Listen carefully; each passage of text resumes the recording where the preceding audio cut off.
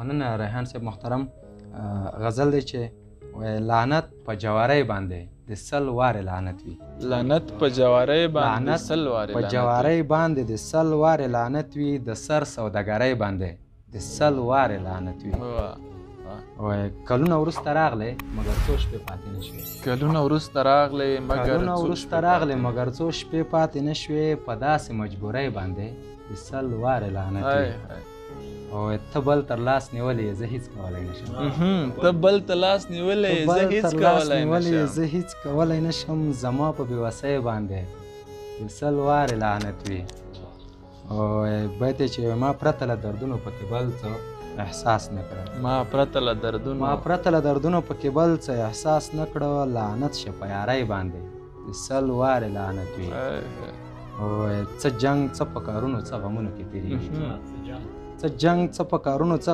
تېرېږي، زمونږ په زندګۍ باندې د 100 وارې لعنت وي.